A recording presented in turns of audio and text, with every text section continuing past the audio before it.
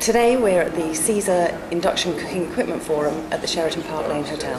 Industry experts took to the stage to address 100 delegates. We caught up with some of the speakers. Induction cooking equipment has been around for a long while now, but still its penetration is too low.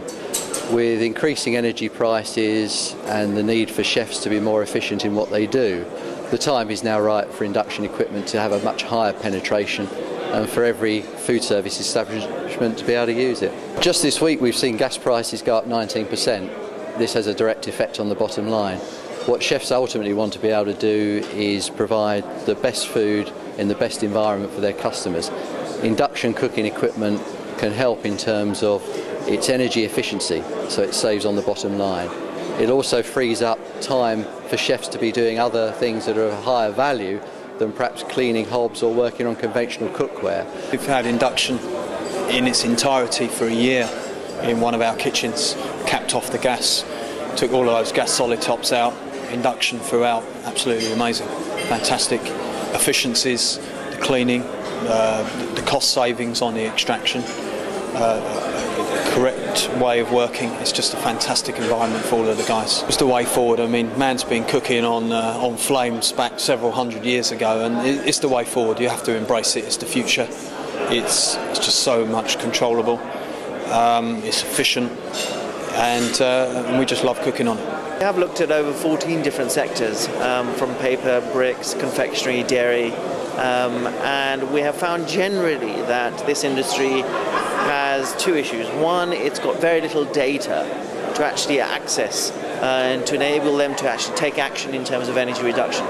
And the second thing is in terms of the adoption of some of the very simple best practices, the sector has done actually quite a lot less than what we've seen in some other sectors.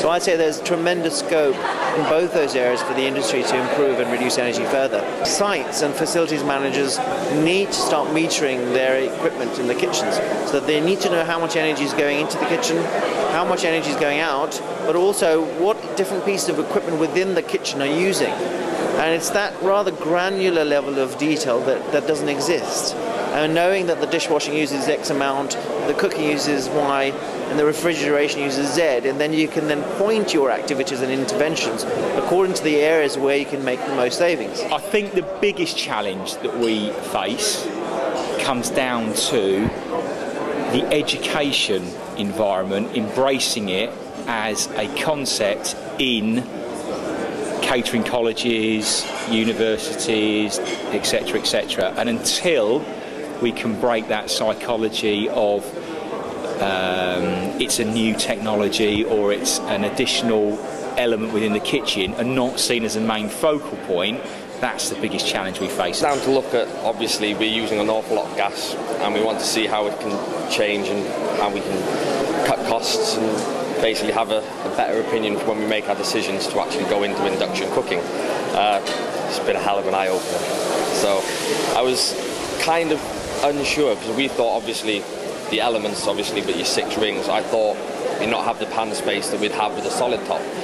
But after some of the speeches today, I've discovered that obviously we have more space available to us than I first thought we would have. So I'm quite happy I came down now. The main thing that we'll take away is how much it can actually cut our costs, and we're not compromising on our space, so therefore we're not compromising on quality of food that we produce. So yeah, it's definitely, I think now personally, the way forward for us. My boss today has actually turned around and said that he'd quite happily look at doing the entire kitchen now, rather than just having a 6 ring and then see how we go. He's actually said about getting a whole new central island all built in with the costs. So I've got a few, one portable unit and one solid unit built into a countertop, which we use, we've been using effectively for quite some time. But the majority of my cooking at the moment is on gas, on big solid top ranges, which we've had for some time, over, they're coming up 10 years old now. So are you thinking of changing then to? Yeah, we're thinking of in 18 months' time, we've got this time to look at it and plan and think about what we want to do and how we want to do it and which company which we should be going with. So you've got to take the time to know and educate yourself a little bit. So yeah, it was great for me to come along and see where it's at this moment in time. Yeah. And what do you feel you've learned today? What will you take away from today? There's lots of people working at it, and it's not just, if you look at the carbon footprint of every business, I think every business has to look at it in a responsible way and be part of the solution to reducing our energy. If you look at, gas prices are up 19%. Electricity is, again, it's not cheap. Everything's really, really expensive. So in terms of business, you've got to be looking at the most efficient way of doing things, but it's got to be, you've still got to have the results, and that's what the fear of the chefs is, getting the same result as you can if you come away from gas and go on to that. So I'm just educating myself, so then we can look at which are the next steps we need to take to improve our efficiency in those areas.